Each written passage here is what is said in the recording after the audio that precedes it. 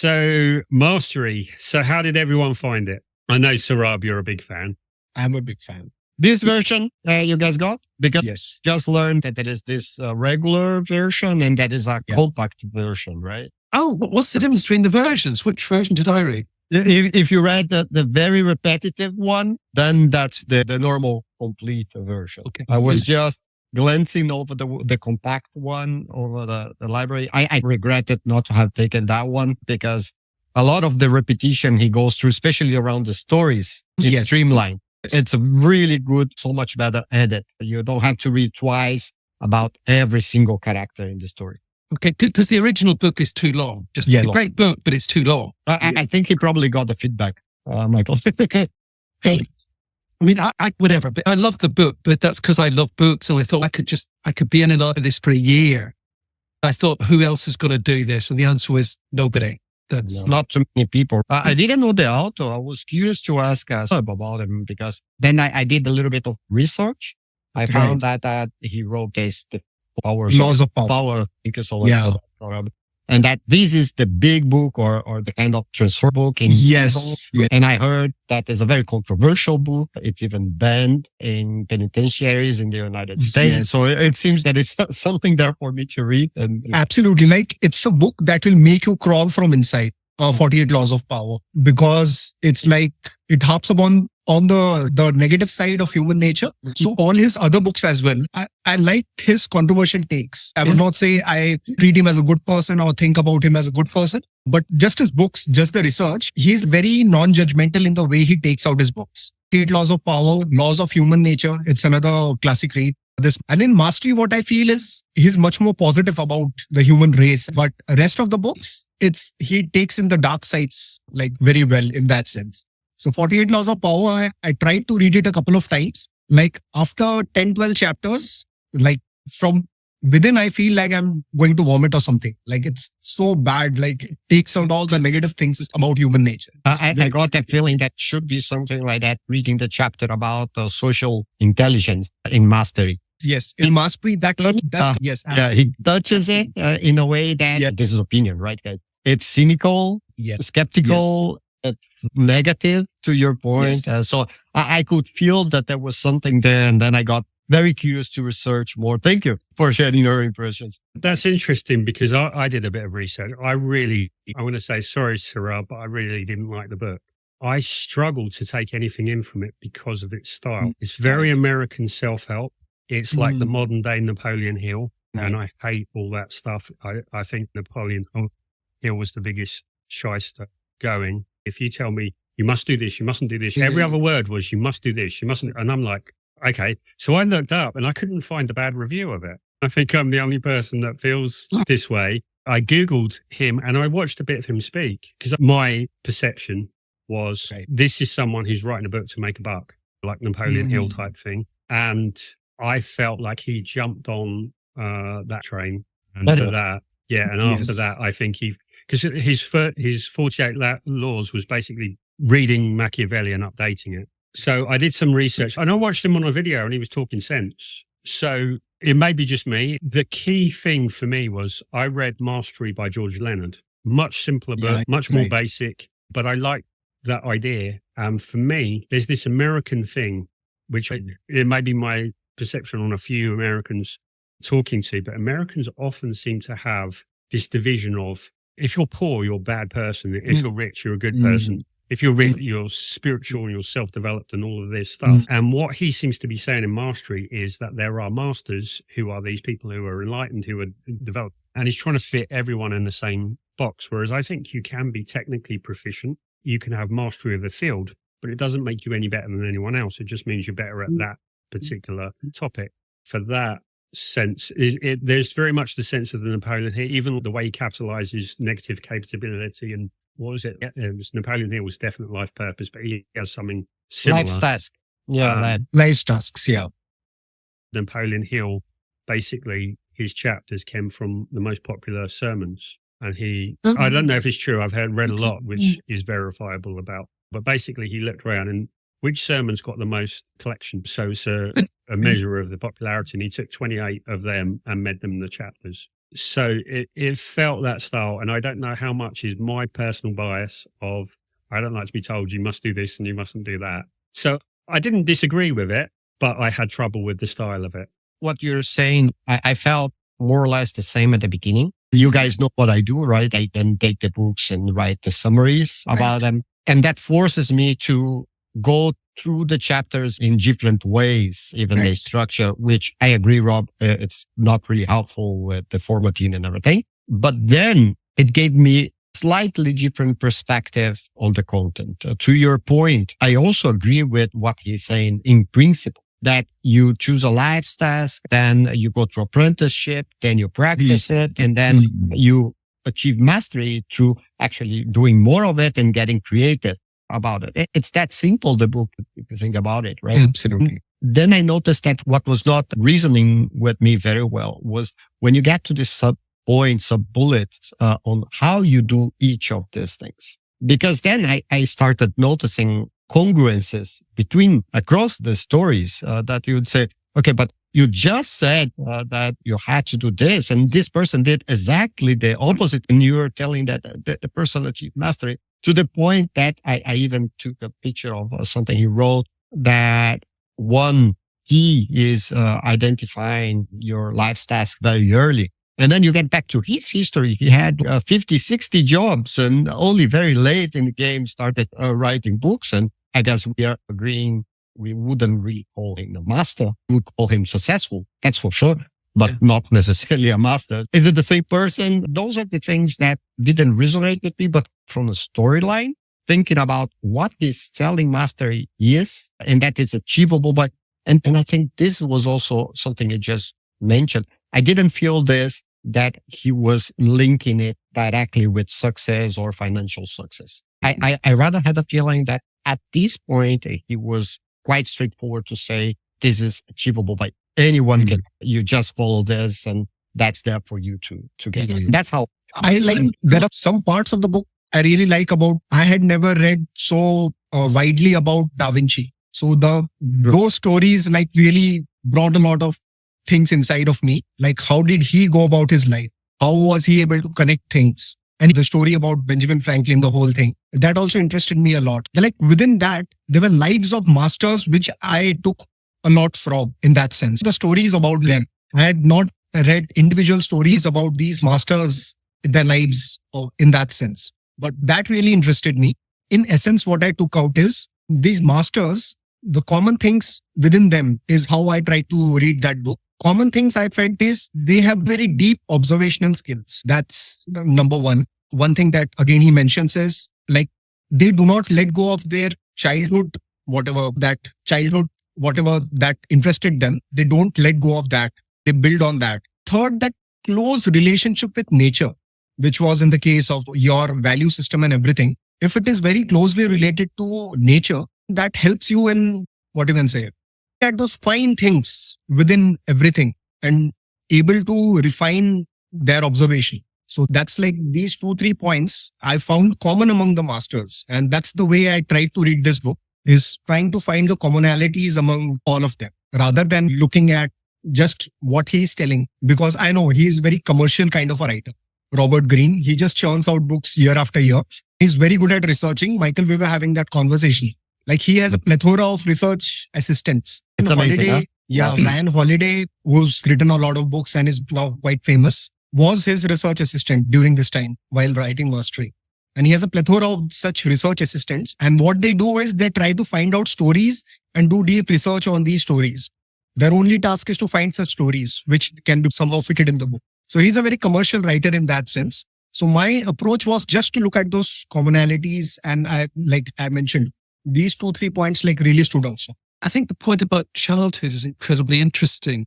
There's a French writer, Gustave Flaubert, and he said, La génie c'est l'enfance retrouvée. Genius is childhood. It's not revisited, it's rediscovered. It's hard to get an exact. I think what he's really saying was very often people have themes that begin very early on in their lives. We all do. The writer Yates said, perfection of the life or of the work, the mind of man is forced to choose. You can't have it both ways. If you're going to be really good at something, it's going to take a long time. It's going to take 10, 20, 30, 40, maybe more years. you're in for the long haul. You've got to make a huge commitment. I would actually say it's bad career advice telling people to go out and be a master. I'd say that's a very dodgy thing to do. Okay. It's I think it's number 3 in job search category on Amazon. I think you don't get down to like number 12 before there's actually a practical book, which is about dealing with tricky interview questions. What all these job seekers are doing, getting books on Amazon, I have no idea, but I digress. If you're going to be really good at something, and forget maths, just say really, it's going to take a long time. I think some of these people, the themes develop in their childhood, and however their lives develop, and often I think they go around in circles, they take wrong turnings, they go off in tangents, they get it wrong. But I think they're driven to come back to those childhood themes as adults, 20, 30, 40, 50, 60, maybe 70 years later, and almost lay these things to rest. I couldn't prove it. I couldn't. But I've got gut feel it's the case. Forget masters. For most of us, our childhood is really important our first few years. I'm sounding academic now. All those things that we felt, how we got on with people, how we didn't, it's in us. It's in us. I think a lot of these people go back and almost try and realize something that other people don't really. I'm talking too much. I'm losing the thread. But there's something about childhood, something really important. You should continue, Michael. No. I think you're touching at such a great point. I have twins. They are 11 years old. And what I'm noticing is that exactly what you're talking about is so self-evident on them.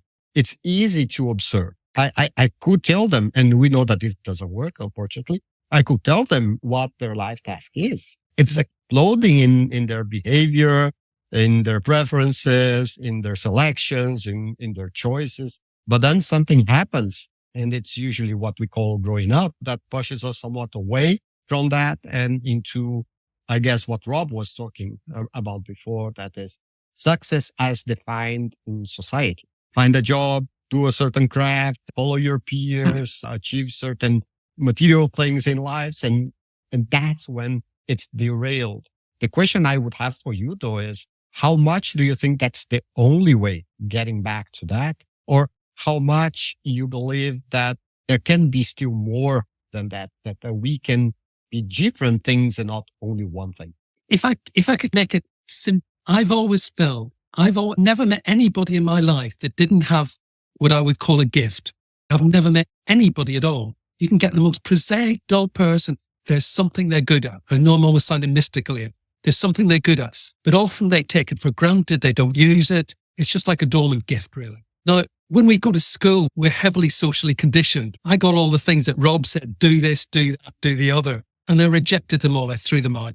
I went their own way. But it seems to me, if there's a valid point to education, it should be giving people the basic knowledge and the basic skills to navigate in the world, which we've all got to do, really. Just all got to do. How do we earn money? Basic finance. How do we understand budgets? Just basic stuff, really. But also trying to zero in on what are people actually good at? What are your children good at? Where do their directions go? And then saying, if those are the things that, these are their gifts and these are the directions, then trying to work with them to work out and say, how can we make careers out of this? Is that too much to ask for from education? Seemingly. Because otherwise we're all going to be lawyers for the money. And then AI takes us all out. Yes. Where's that got us? I think a very interesting point that Michael, you touched upon on the education system. Like in the book, he touches upon the apprenticeship, the whole thing about apprenticeship. This was seen even in India, the previous system before the Britishers came to India. The system was called Gurukul, wherein there were teachers and all the kids, they used to stay in the forest and along with the master. And the schools were like built like that around temples and all. So they used to stay there, no family, no nothing. They just used to stay with the teacher and the teacher taught them everything. And these were like, again, as you mentioned, like the life skills, all the skills that are required to live a good life, that was taught. And this was a period of apprenticeship. So that's the controversial part. They were taught based on the caste system, which was a social engineering experiment in India that went on for thousands and thousands of years. So what they did was, this master, suppose he is very good at archery. So that person will just teach all the kids, apart from the basic education, will teach him archery. So they had 7 years with the guru for, say, archery. So that is how the system was. And what this did for the society was, everyone was bred for a specific goal in that sense. So the level of mastery and the level of skill was really high. So yeah, it has positive as well as negative, I feel, because then the holistic development of a person, which comes probably from the kind of education system that we have, wherein we are given a holistic idea about everything that the world has to offer. Then when we go for the higher degrees, we have the option to choose whatever we want to do with our lives. That is missing in that system because they are trained from the very beginning for a very specific kind of role they have to play in the society. Even though I understand the present education system is flawed, but still you at least have the freedom to choose what you want to do even later in life. Even if you lose 10 years, those 10 years are not really wasted because you are still getting social intelligence. You are interacting with different kinds of people from different walks of life.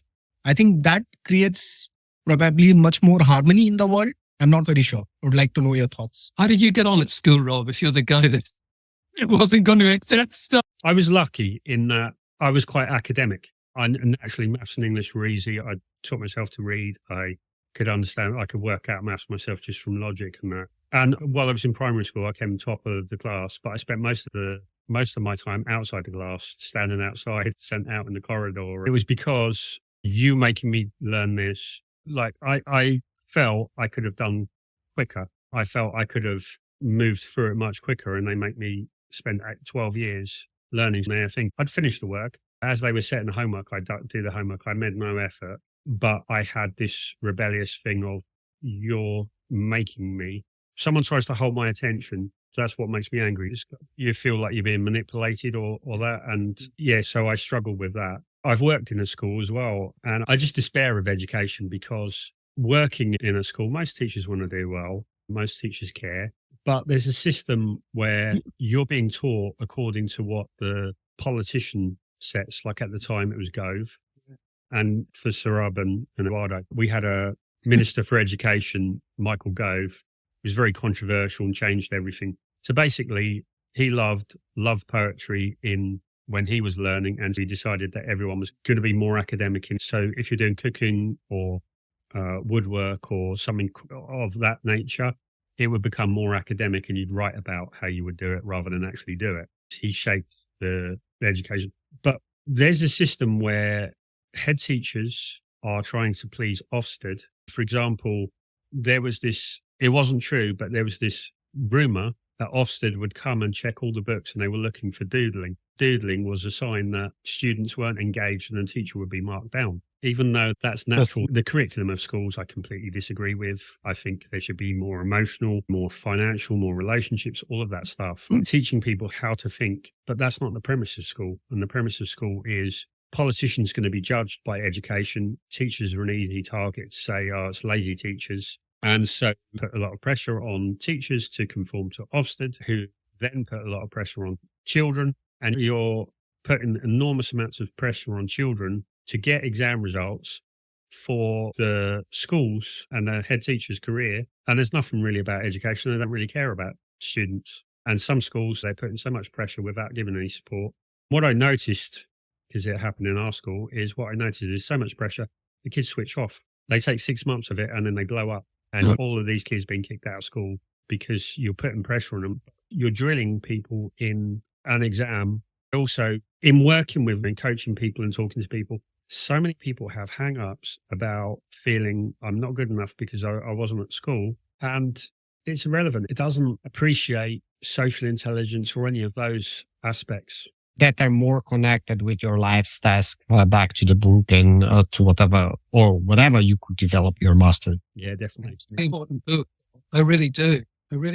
Even if he is after the money, I don't care. I think there's real nuggets in there. And looking at the reviews, it's so well appreciated. I'm the lone voice. I never looked at the reviews. Come on, you get 5 stars on Amazon for having a pulse roll. What I had to do. Rubbish. One that the book touches upon and that really struck a chord with me was about, which is connected in the way like we are going in the conversation, about surrendering our ego, that part in the apprenticeship. Then you really have to let go of whatever you think that you are good at or whatever you have and surrender it on to the master or to whoever is your mentor. That's a thing that I feel most of us, at least in my case, I can say, even when I was playing cricket or later in my career, just like you, Rob, I was rebellious in that sense that whenever I was told you have to do it this way, I never followed that and never surrendered my ego. From the book, what I understood or what I feel that I can take away is I have to, if I want to really progress in my life, that's something that I have to do. At least that surrendering of ego part is something that I'm really deeply contemplating in general in my life. He goes even beyond that. He's, without writing it, he is basically saying subscribe even to tyranny if you have to. Accept anything, any behavior, any circumstance to be with that and learn and take everything that you should be taking from this apprenticeship before giving a kick in the butt back into the master, because that's the path for every master. Right. And it's a little tough, but I guess what we are saying is we can see where he's coming from. And for example, like if I give a sort of football example, say a manager, like a successful manager like Sir Alex Ferguson, this was when all these young kids were coming up, the class of 92 of United was coming on. All these young kids like Gary Neville and the likes, like 4-5 kids, they were all like, they were scared of Ferguson and they did each and everything that he said. They were like pushed down, their ego was completely mauled in that sense. And that helped them in the long run is what even in life we think of such behavior, extreme discipline and all. And reading about the history or the Roman history and all these gladiators and all the kind of training that they go through to reach that levels of mastery. It's extremely tough when you are young. That's the time when your brain needs to be really molded in that sense. It has to be like molded into a sort of way of being resilient, facing those hardships. And that's something that our education system, it's very easy to say a lot of people feel a lot of emotional pain because they have to go through hard things. But do we really want to give away grades for everyone? Like everyone is a winner. That kind of mentality. I'm not sure whether even that going to that extreme is that right in that sense. That competitiveness is also how we are able to survive in this world. If survival is the goal in that sense. Yeah, if flourishing is the goal, that makes sense that yes, everyone is a winner. But I don't think our world is ready for that everyone is flourishing. Like in a country like India, where 40-50% of the people don't have anything to eat, I don't think that's going to work. So I think even in one of the examples of the book, he substantiates exactly what you're talking about, right? So when he talks about temple, because it's not talking about diversity in the sense of poor thing, look at what happened. It was more on the sense of, okay, and then you get past that and you even use that to build something that is much bigger than life. In that sense, I completely agree with you. I would even say, no, it doesn't lead to flourish, to just treat everybody comfy and nice and with smiles. We learn through struggle. We learn through difficulties. That's when it seems our brains get most tuned and most focused and sharp. And if we try to remove that from people, I feel like we are designing the WALL-E kind of a future where everybody's doing nothing other than talking on the phone, sitting on a couch that floats while drinking sugar, right? I don't want that. The figure in India, Saurabh, 42. Is that the figure in India for starvation, 42%? Yeah. Oh my God. Unfortunately, that's the kind of world disparity within the world we have, right? So until and unless there is a sort of something like a universal basic income or universal basic, something of that sort, what we say in India is like the situation in obviously the first world countries where you are very comfortable in that sense that at least you don't have a problem of that you will not get anything to eat. But in India, as I mentioned, like 40%, if 40% people don't have anything to eat, just imagine like we are the people who like people from education and everything is done and all these things. Like we would be the top 1%, 2% earners in India in that sense. So we are the privileged class in India, and like our privileged class, like the normal working class in other countries, that would be like, that would be in other countries, that would be 60-70% of the population who are earning that much or something of that sort. So the disparity is huge, is what I'm trying to say. In a country like India, you will have to go through that survival issue. And that's the overall culture in a country where we are at present. Probably 20 years, 30 years down the line, we will get to that place where everyone can pursue mastery and flourishing and all these things. But right now it's about survival. Probably a couple of generations will have to devote themselves in that sense to bring the country up to that place. There's a quote from the French writer. I think I always misquote, but I'm pretty sure it's the French writer Voltaire. And he said, liberty has no relevance in a city under siege. So True. the place is going to be overrun. Everything else just goes out the window. Yet, sure, the concept matters, but if you're going to get overrun, it's what you do now that matters. It's what you do now. There's no point discussing or philosophizing. You have got now immediately. Or get So true. So true. in Brazil, It's very similar. I think when someone describes the difference is that, of course, India has 10 times the population of Brazil. So you have the problem is just so much bigger because it's so many people. And if you get to Delhi or Sao Paulo, you can see visually the difference. That's the impact. But fundamentally, it's the very same thing. You have people in the northeast of Brazil, for example, in areas that they haven't had water for the last 20 years. And to get that on a monthly basis is a struggle. Just that. I'm not talking even food. I'm not talking sanitary conditions, education, and so on. So you really have to overcome a lot to survive. And then past that, you see, because just like in India as well, maybe you can help me out here. You also have a rich class or a high middle class that is living a completely different reality. And then you can see these buckets of mastery of pursuing something else in life, which in a way is inspiring and makes me very happy. Is also part of the problem because then you create this disconnection in the population that leads to political arrest, to incongruence, violence, and so on. Absolutely. And that's exactly the case. So there are like, say, 2%, 3% would be like really rich class. Around 15, 16% is the middle class. And rest is like lower middle class is equivalent to poor in most of the first world countries in that sense. So that constitutes nearly 70% of the population, nearly 70 to 75% of the population. You said there's a very different context in my mind. I remember one of the places I lived in first world country. They would say, oh, this is a poor, so don't go there. And obviously I went there. That's me. And what I realized was, hey, all these people have houses and they have cars. And what are we talking about here? That's not what I know, what I have known to be poor. It's so far away. Or you cannot finance your new freezer. That's sad. And there are many problems with that. Apples and bananas. Yes. So in India, the definition of poor is $1 a day for a family, not for India. Low. Just think.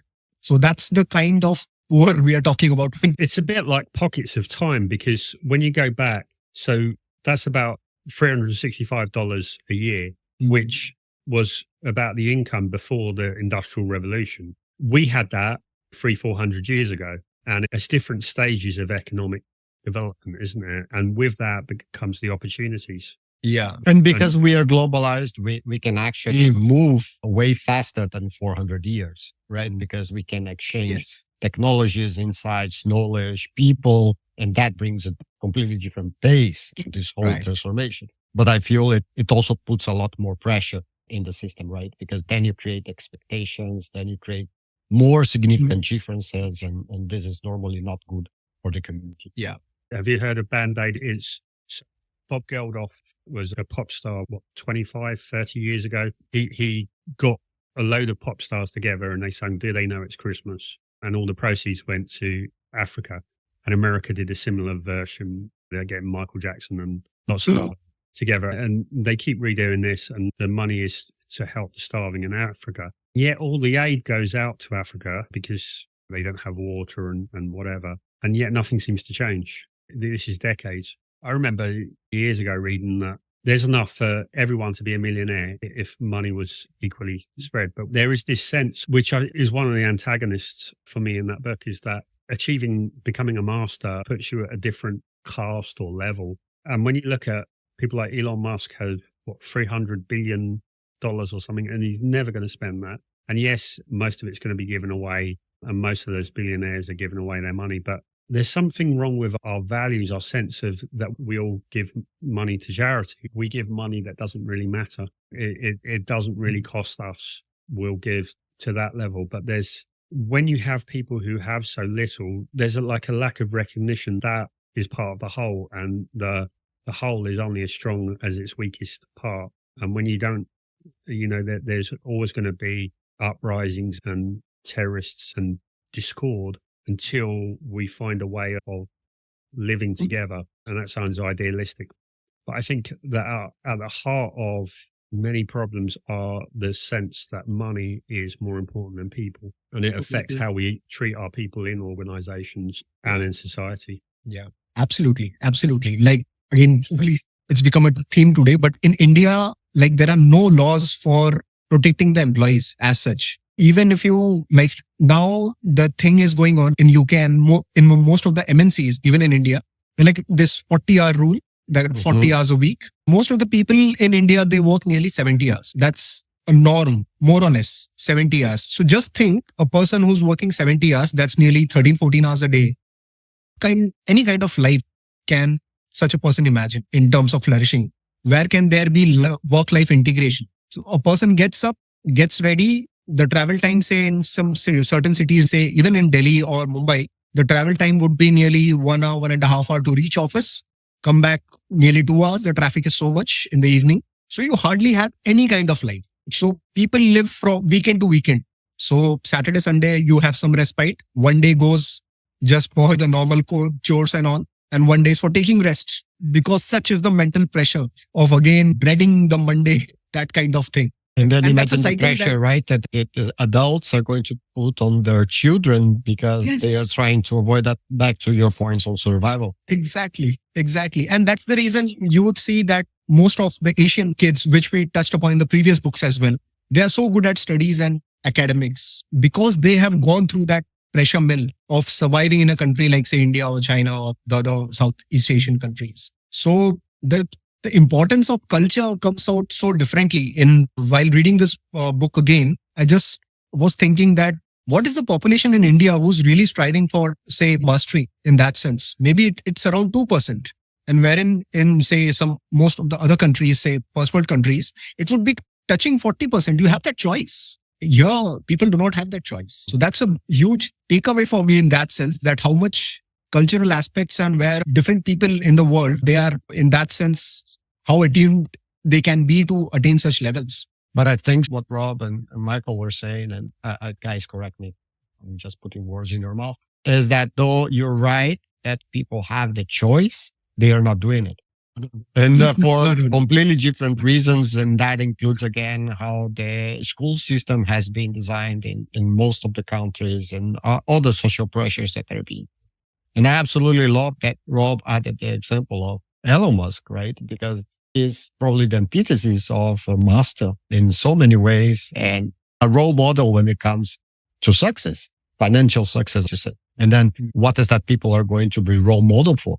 What is that they are going to follow? I think that's a really good point, is that with the growth of social media and people like Elon Musk, that we hold up these people want the results. Michael, you know this, because writing books is the poster child for this idea that everyone wants a book without having written it. There's so much on social media, and we glorify people who've attained mastery, but we don't glorify mastery. And I think that this book and others like it, that's the strength of it, is that we have to learn to love the process. And I think that one of my frustrations with this is it wasn't about the process as much as it was more, or to me, it seemed more about the outcome. And I think the process of mastery is whether you're successful or not, it's attaining the proficiency and the love of the subject. That's what leads to mastery. But so many people are looking at, okay, what does Elon Musk do? How do I be like Elon Musk?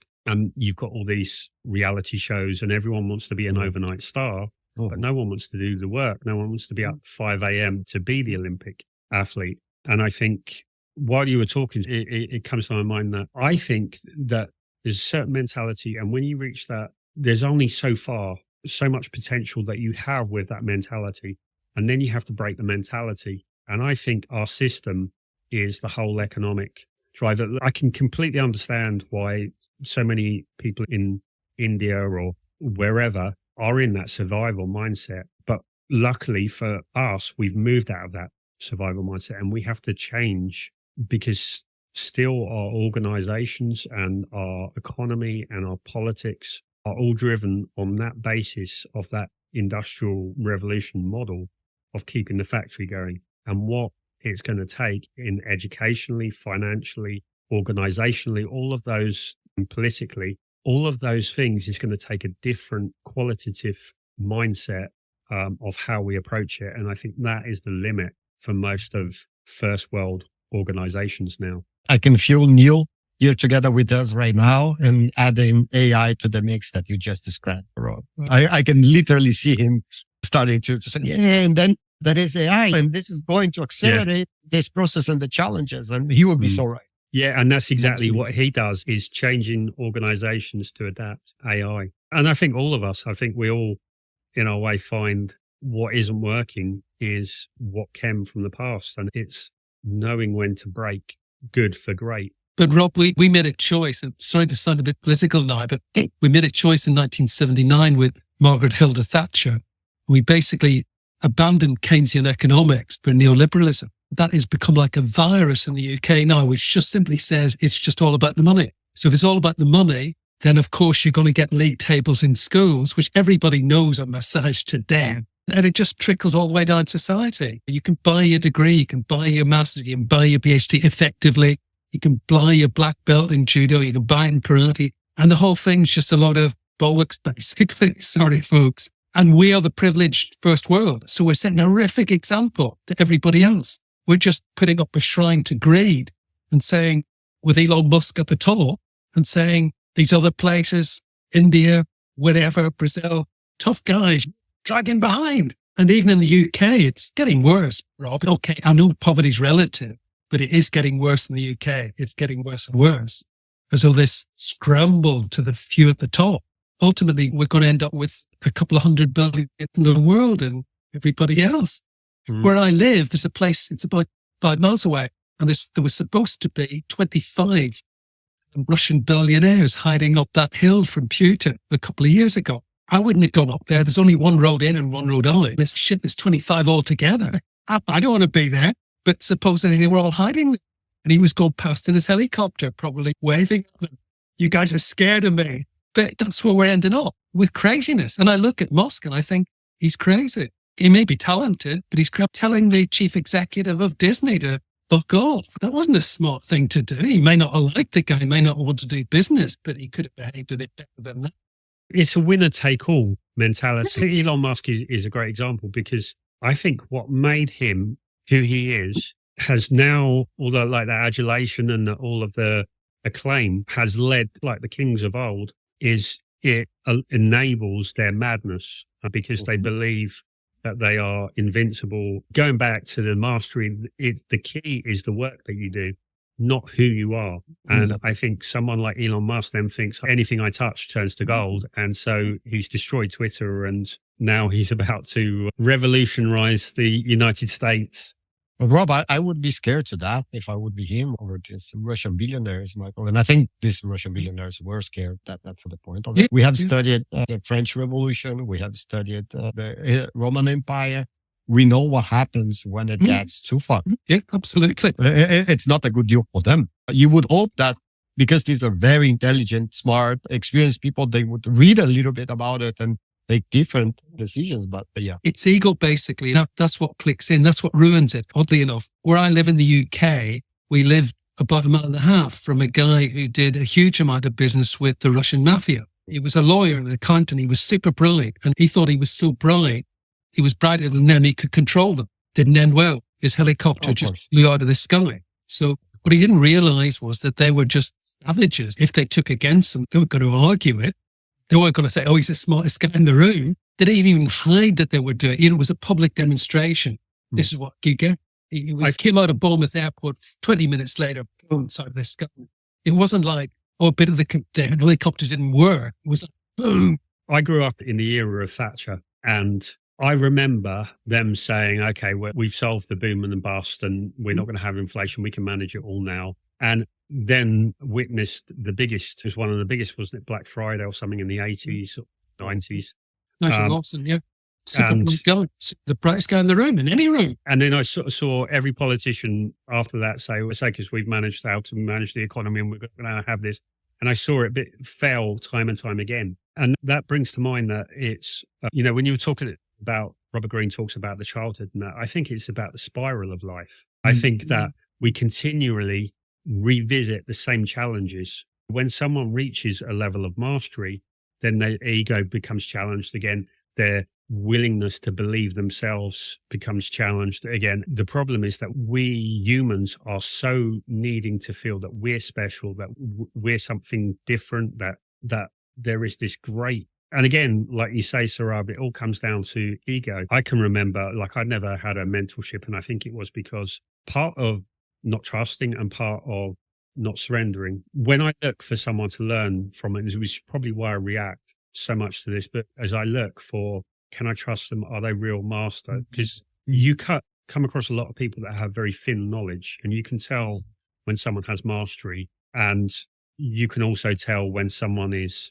of good character, genuinely. And you need to feel that you can let go of that ego. And then there becomes a point when you reach that mastery, and can you let go of it again and to learn the next level? And so it all comes down to the individual, doesn't it? However much we talk about societal problems, they're all individual problems, and societal is the mass of our individualities combined. I'm going to shut down.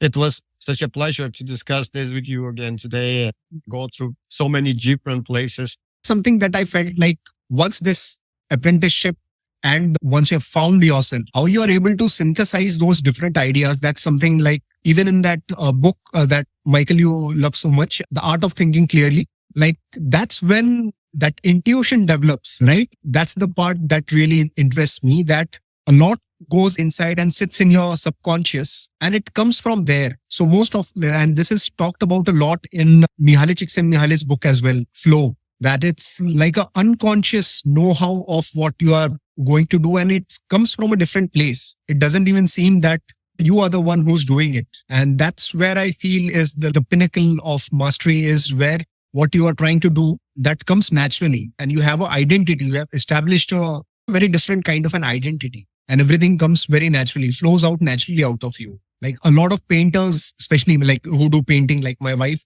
she does a lot of painting. So she was saying that like there are certain mornings where the brush strokes just happen. Like she's not thinking and she's one with the painting. And similarly, when I play table tennis, that's the feeling of flow, when you are in complete control. Everything happens in slow motion. You are not even consciously trying to do anything. So these are the times when I feel that you get glimpses of mastery. And these, like the great masters, they have that intuitive know-how of what's going to happen next, which is seen, like examples have also been given in the book as well. Especially in sports and all, you tend to know what next is going to happen.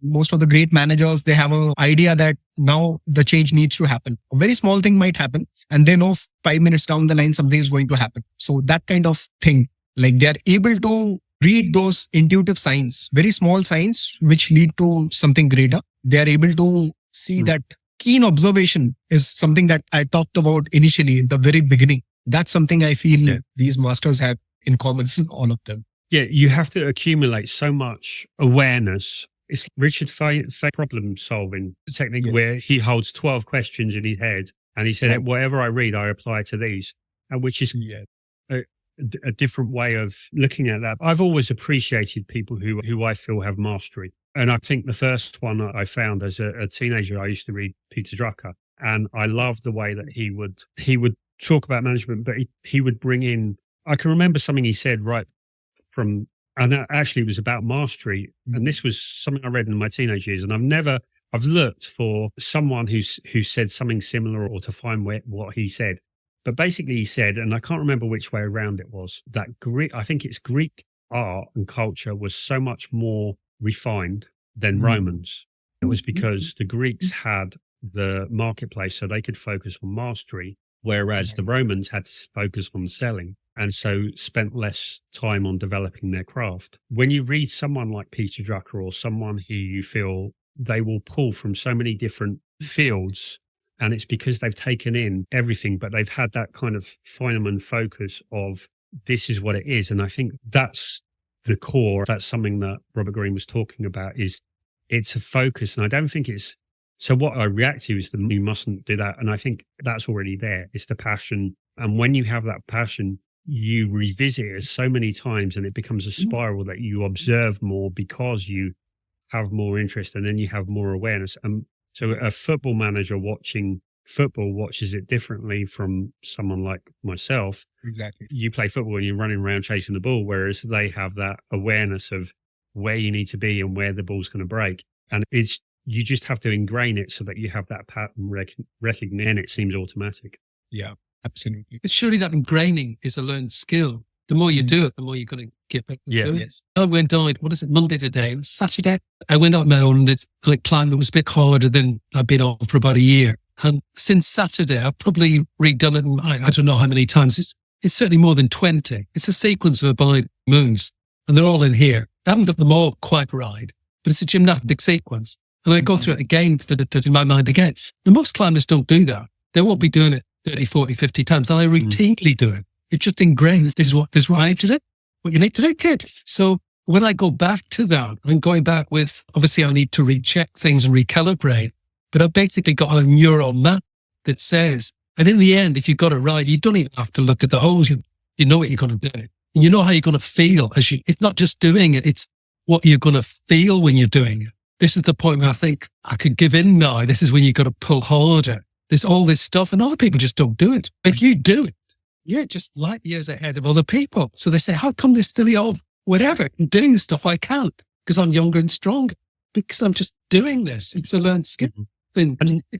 Just a learned. And the other point that I forgot to make there is when you see someone who has that mastery and when all of them come to the same like universal truth, that there is that everyone, it doesn't matter what field it is, whether it's climbing, whether it's football, whether it's a business or whatever, at the end, everyone comes to and that's how I recognize mastery, because you see the same message, the same overall thing in everyone who's achieved that. So my stepson keeps on at me to go climbing. So I'm going to go soon for my first times. I'll need that pattern. No, you don't. You don't need for a long, long way. The only thing I'll say is use your feet. Actually, I'll just give you a silly little example about exactly that, because it can show the difference a coach can. Years ago, there was this guy, Paul Hixie, and I was trying to teach him climbing, and he was like he'd been like a second dan black belt in karate. He was strong enough. And I kept saying, use your feet, because women beginner climbers can have beautiful footwork, but men tend to think, they all think about putting them, they just. And I always said to Hixie, use your feet. In fact, it's not even your feet, it's your toes, it's the top bit of your toes. And he said, oh, I know that. And I was like, oh, you don't really. Anyway, about 5 years later, maybe 7 or 8, he was with this young lady and he was saying, use your feet. I thought, it's gone through a circle. But wait, this is the kicker. There used to be this little guy called Mike Lee, he coached the England climbing team years ago. And he used to say to me, he didn't say use it, he said, build your feet. It took me 6 years to work out what he meant. 6 years. One day that I said, why does he keep saying this? And that's all he ever said. He didn't explain it. So he wasn't a very good coach in that way. Like, what do you think, build? What he meant was pressing down on your toe. So it went all the way through your body. So your whole body fitted on a tiny little bit of your toe. That's what he meant. 6 years to work that out. 6 years. But a coach could have just said it in a minute. Could have saved me 6 years. Coaches can make a huge difference. I know we're in this world where you got to get coached to have your breakfast, but coaches can make a big difference. They really can. The very last thing I'll say before I shut up for the whole of the day, we keep having this thing about mastery and ego. And I think a lot of it is about letting go of your ego. Because if you do something enough, you will reap. The blockages will be in you increasingly. It'll be where you're frightened, where you're worried, where you're arrogant, wherever. And there's a concept in Japanese martial arts called Budo. I don't know if it's a word you've come across. No, it's probably got a very Japanese particular meaning. But basically the notion of Budo is that if you do judo or karate, whatever, for 20, 30, 40, 50, 60, 70 years, in the end, it's not so much about conquering the other person, it's about conquering your own weaknesses. It's about you bringing yourself face to face with your own weaknesses. And in the old days, gradings in karate and stuff, it's big business in the West, McDojos. But in the old days, every time you did a grading, you dyed your belt. So it went from white to yellow to purple to blah, blah, blah, through to black. And in the end, with repeated dyeing, black belts went back to white. And that was quite deliberate. The notion was that your whole life you were a beginner. And the Japanese notion of black belts wasn't that you were an expert. It was just you were no longer a beginner. That's all it was. You were just no longer a beginner. That's all, really. this Japanese notion of Buddha and letting go, just facing up to your ego and facing up to your ego problems, and in the end, just letting go of it and just dealing with your own mess. I think my gut feeling is there's a lot in it. It's the way I feel about climbing now. It's basically me and my weaknesses. That's what it is. And now it's shut up. I think that's that profound truth. And to bring it back round, I struggle with this book because I struggle with my ego in reading it. Okay. I just didn't have that problem. I felt it was all over the place. I thought, God, I'd never tell a client to write a book like it's too long. It needs but I felt there were nuggets in there that I could really get the answer. When I was looking up, I saw that Ryan Holiday, as you said, he did the historical research for him. And I'm amazed because I think Ryan Holiday would have written so much better that book, because I've read a couple of his recently and I think he's a really good writer. Again, someone who brings in historical and all of this stuff. Yeah, so I was surprised in the style because I read a couple of things that he did the historical research, and Robert Greene was his mentor. Ryan Holiday started being his research assistant after having worked in different various jobs. And then he became this Robert Greene's research assistant. He was his research assistant for 6 or 7 years. And they did, I think, 3 or 4 books together. Once he went through his apprenticeship, then he wrote his first book. I think Courage is Calling or something. That was his first book, I think. And then he... Yeah, he wrote a couple. He wrote one that I didn't think was very good, Conspiracy.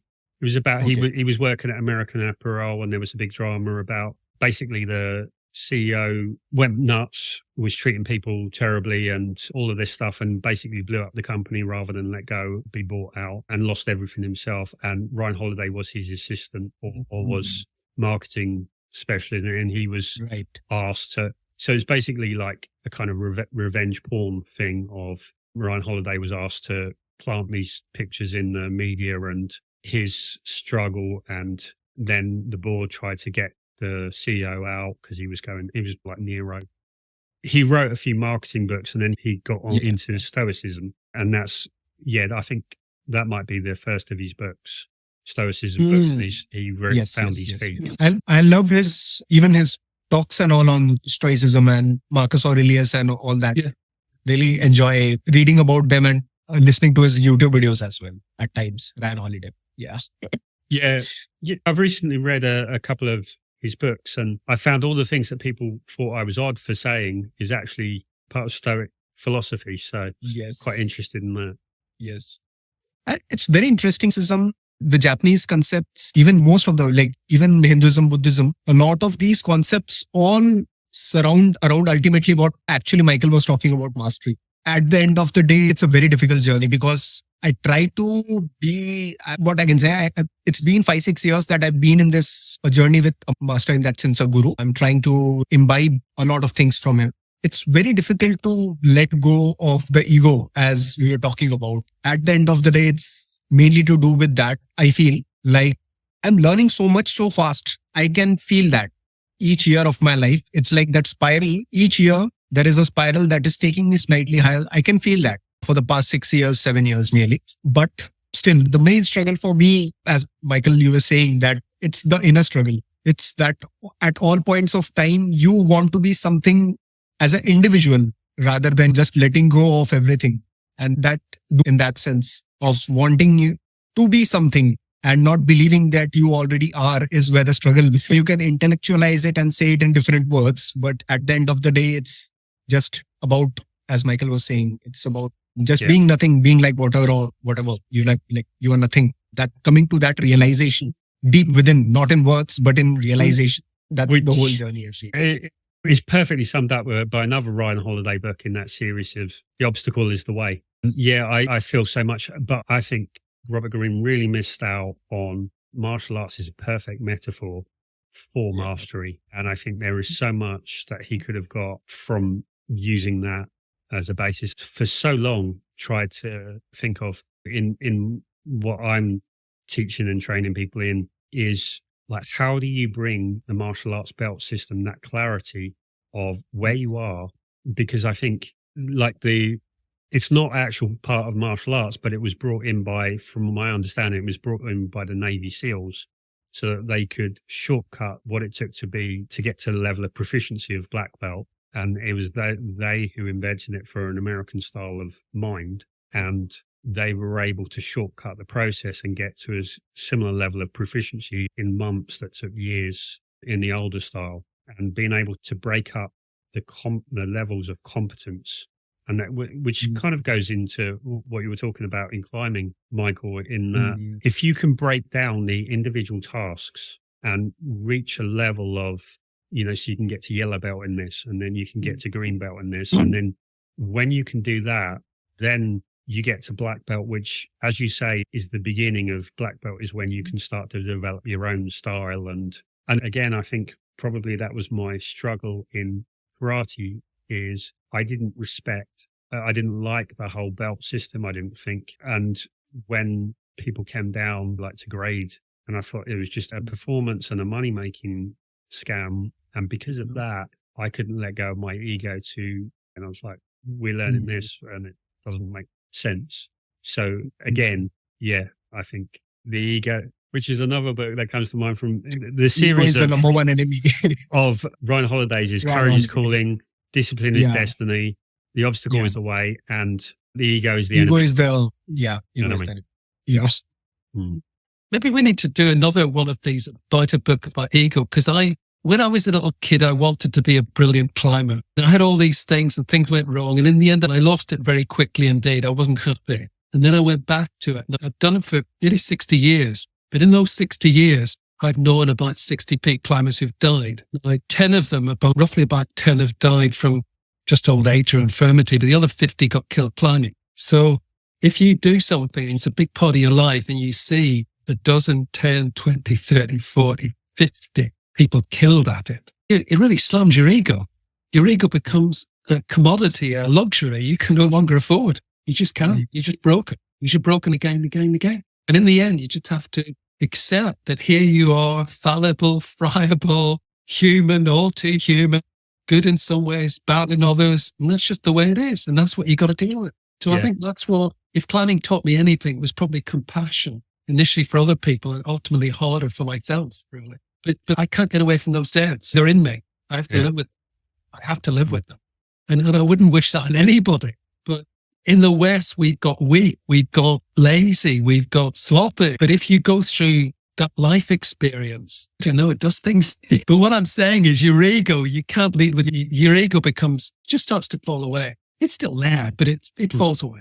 It's not huge. It just falls away. I think that also speaks to pattern recognition, in that what I learned about relationships probably from the other side is because most people have, on average, about 5 or 6 deep personal romantic relationships through their life. And what I was seeing was, time after time, hundreds of people, and to them, because they were so emotionally caught up in it was the situation, it was the content of the thing. Whereas for me, I was looking at the context and abstracting the principles. And I was saying, it's the same thing. It's the same thing, even though it looks very different. So I think that the balance between being involved enough to see it or focusing on it, and not being so lost in the situation that you lose sight of the situation from the abstract principles, and seeing enough cases over and over again, is where we can learn